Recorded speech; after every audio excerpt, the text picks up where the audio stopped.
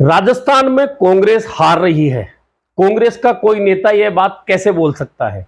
जी हां, यह संदर्भ इसलिए बोल रहा हूं कि राहुल गांधी ने 4 दिन पहले एक कॉन्क्लेव में कहा था कि कांग्रेस मध्य प्रदेश और छत्तीसगढ़ में जीत रही है और तेलंगाना भी हम जीतेंगे।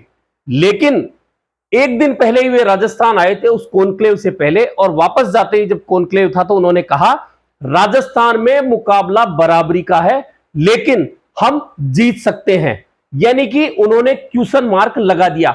वैसे भी अपनी पार्टी के लिए कोई भी नेता तब तक हार की बात नहीं कर सकता जब तक कि चुनाव परिणाम नहीं आ जाए।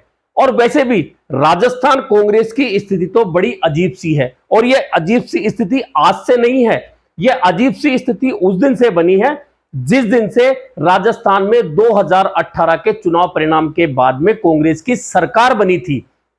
दरअसल सरकार बनने से पहले सभी को यह लगता था कि सचिन पायलट राहुल गांधी और प्रियंका गांधी और सोनिया गांधी की पसंद है, इसलिए उन्हें प्रदेश कांग्रेस अध्यक्ष बना के भेजा। अगर उनके नेतृत्व में कांग्रेस चुनाव जीत रही है तो निश्चित तौर पे वे मुख्यमंत्री बनेंगे। लेकिन ऐसा नहीं हुआ और अशोक गहलोत मुख्यमंत्री बन गए, सचिन पायलट को उप मुख्यमंत्री पद मिला। तब तक तो सब ठीक चल रहा था, लेकिन 1.5 साल के बाद में खींचतान शुरू हुई और 2020 आते आते स्थितियां यह हुई कि सचिन पायलट अपने 18 विधायक लेकर मानेसर जाकर बैठ गए और फिर सरकार बचाने की कवायद में मुख्यमंत्री अशोक गहलोत लगभग 40 दिन तक बाड़ेबंदी में कभी जयपुर कभी बाड़मेर जैसलमेर अपने विधायकों को लेकर घूमते रहे। यानी कि 2020 में कांग्रेस की स्थितियां ऐसी हो गई कि सरकार रहेगी या नहीं। लेकिन किसी तरह से प्रियंका गांधी ने बीच बचाव करके, अहमद पटेल उस वक्त मौजूद थे, उन्होंने बीच बचाव करके, और फिलहाल जो संगठन महासचिव है केसी वेणुगोपाल, उन्होंने बीच बचाव करके सचिन पायलट सहित 19 विधायकों को जयपुर भेजा और फिर सरकार वापस स्थिरता में आ गई। लेकिन उसके बाद लगातार 2 साल तक मंत्रिमंडल का गठन नहीं हुआ, और इसलिए नहीं हुआ कि सचिन पायलट और उनके खेमे के हटाए गए विधायकों को जो मंत्री पद से थे उनमें से अब किसको जगह दी जाए। खैर 2 साल बाद में फिर मंत्रिमंडल का पुनर्गठन हुआ और सचिन पायलट खेमे के भी कुछ लोगों को एडजस्टमेंट मिला।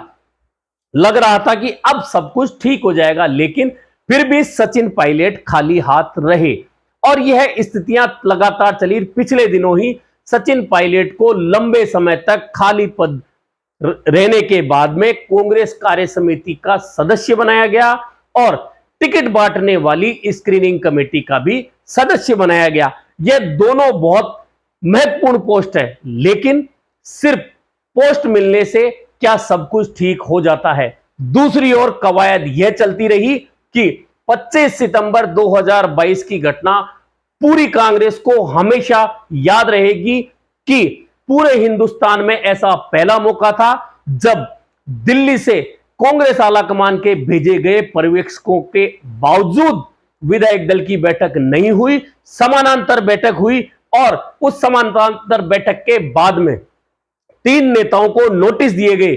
नोटिस के बाद आज तक मतलब 1 साल होने को आया, एक भी नेता पर कांग्रेस कार्यवाही नहीं कर पाई। यानी कि राहुल गांधी ने जो बात कही है, अब उस पर आते हैं कि कांग्रेस की स्थिति इस वक्त विचित्र क्यों बनी हुई है। भले ही अशोक गहलोत तो उनका खेमा कितने भी दावे करे कि राजस्थान में सरकार रिपीट होने वाली है, लेकिन वास्तविकता हर कांग्रेस के मंच पर नजर आ जाती है। गुटबाजी नजर आ जाती है, अंतर्विरोध नजर आ जाता है। अंतर्विरोध इतना है कि अब टिकट बांटने की कवायद चल रही है। मुख्यमंत्री अशोक गहलोत अलग सर्वे कराते हैं, दिल्ली अलग सर्वे कराती है, प्रभारी अलग बात करते हैं, सह प्रभारी अलग घूमते हैं, उसके बाद पर्यवेक्षक जोनवार बनते हैं, उसके बाद लोकसभा वार बनते हैं, उसके बाद विधानसभा वार बनते हैं। यानी कि इतने क्रम इतने चरण बना दिए, इसके बावजूद अभी तक कितनी आश्चर्य वाली बात है कि स्क्रीनिंग कमेटी के अध्यक्ष और 2 मेंबर जयपुर, उदयपुर और बीकानेर संभाग आकर चले गए। जयपुर में लंबी कवायदें चली, उम्मीदवारों से मिला गया, मंत्री विधायकों से मिला गया, हारे हुए लोगों से मिला गया, कुछ अन्य दावेदारों से मिला गया, लेकिन कितने बड़ी बात है कि राजस्थान की स्क्रीनिंग कमेटी की संपूर्ण बैठक, एक पूरी बैठक अभी तक नहीं हो पाई है, यानी कि अभी भी अंतर्द्वंद वही बना हुआ है। इधर ईआरसीपी को लेकर कांग्रेस आंदोलन की बात करती है कि 25 से 29 सितंबर तक राजस्थान के उन 13 जिलों में यात्रा निकाली जाएगी जहां की ईआरसीपी का प्रभाव है, ईआरसीपी की मांग है। लेकिन राहुल गांधी का दौरा बनता है अचानक 24 सितंबर का, 23 सितंबर को उस ईआरसीपी की मांग को लेकर हो रही यात्रा को रद्द कर दिया जाता है और राहुल गांधी का दौरा जब पूरा हो जाता है उसके बाद में फिर एक घोषणा होती है कि मुख्यमंत्री देव दर्शन सहित 20 जिलों में जाएंगे, 20 सीटों 38 सीटों पर वे विधानसभा सीटों को टारगेट करेंगे। लेकिन मुख्यमंत्री का यह दौरा जब बनता है, इसमें जो कार्यक्रम बनता है, उसमें जो जिले चुने जाते हैं उसमें सिरोही, जालोर, पाली, 3 जिलों को आप अलग कर दीजिए, बाकी वही जिले चुने जाते हैं जहां कांग्रेस पहले से मजबूत है या 2018 के विधानसभा चुनाव में कांग्रेस बहुमत के साथ या ज्यादा सीटों के साथ उन जिलों में जीतकर आई थी। खैर, राहुल गांधी ने यह बात क्यों कही? क्योंकि एआईसीसी की ओर से जो सर्वे कराया गया है उसके अनुसार बहुत स्पष्ट यह बताया जा रहा है, इस तरह की चर्चाएं हैं कि राजस्थान में यदि आधे से ज्यादा टिकट नहीं बदले गए कांग्रेस के तो निश्चित मानिए कि सरकार आने की संभावनाएं बेहद कम हो जाती हैं।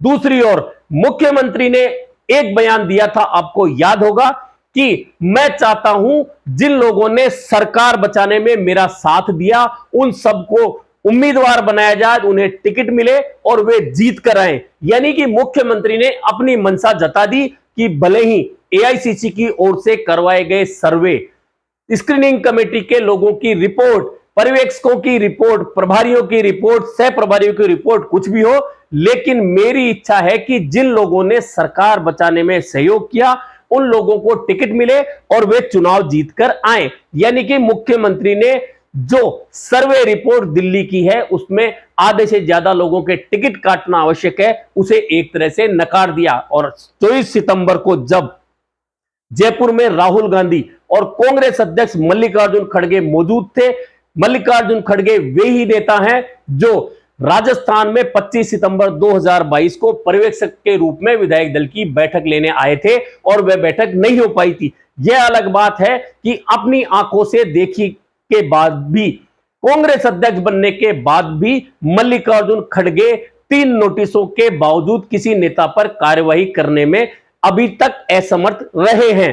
खैर, यह कवायद चलती रही, 2 प्रभारी बदल गए, नए प्रभारी हैं। कहा जा रहा है कि नए प्रभारी सुखजिंदर सिंह रंधावा पूरी तरह से मुख्यमंत्री अशोक गहलोत के प्रभाव में हैं।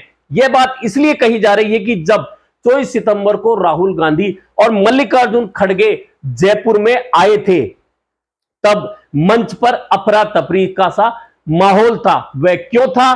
क्योंकि जिस तरह वक्ताओं की सूची तैयार की गई थी उसमें कई नेताओं के नाम नहीं थे। और आपको याद होगा, अगर आप उस मीटिंग में मौजूद थे तो मंच पर राहुल गांधी ने संगठन महासचिव को अपने नजदीक बुलाया था, उन्हें कुछ कहा था। उसके बाद संगठन महासचिव ने प्रभारी सुखजिंदर सिंह रंधावा को अपने पास बुलाया था और उन्हें कुछ कहा था।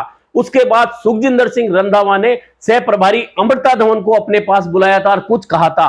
और इतनी कहासुनी नेताओं की कुर्सियां बदलते रहने के क्रम के बाद में गोविंद सिंह डोटासरा के बोले जाने के तुरंत बाद सचिन पायलट को संबोधन के लिए बुलाया गया था।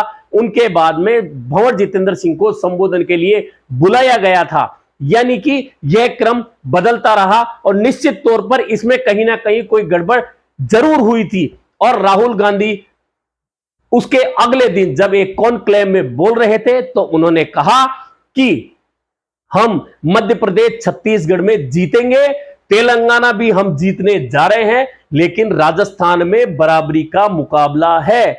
राहुल गांधी ने एक तरह से स्पष्ट कर दिया कि वे राजस्थान की स्थिति को लेकर संतुष्ट तो बिल्कुल भी नहीं है। हालांकि उनके बयान के बाद में 2 नेता जयपुर आए और प्रेस कॉन्फ्रेंस करी। एक तो अलका लांबा जो राष्ट्रीय प्रवक्ता है, उन्होंने कहा कि राहुल गांधी के बयान को पॉजिटिवली लेना चाहिए और हम बैठ ना जाएं थक के, इसलिए उन्होंने ये बयान दिया है। वहीं प्रमोद तिवारी जो राजस्थान से राज्यसभा सदस्य बनके गए हैं और उत्तर प्रदेश के रहने वाले हैं, उत्तर प्रदेश से विधायक बनते रहे हैं, उन्होंने भी जयपुर में संवाददाता सम्मेलन किया, जिसका वैसे तो कोई एजेंडा नहीं था, लेकिन उन्होंने अपनी प्रेस कॉन्फ्रेंस में मुख्यमंत्री अशोक गहलोत को सर्वश्रेष्ठ मुख्यमंत्री तो बताया ही, साथ ही ये कहा कि मैं मानता हूं कि यदि अशोक गहलोत कहते हैं कि 156 सीटें आएंगी तो 155 भी नहीं आनी चाहिए, 156 ही आएंगी।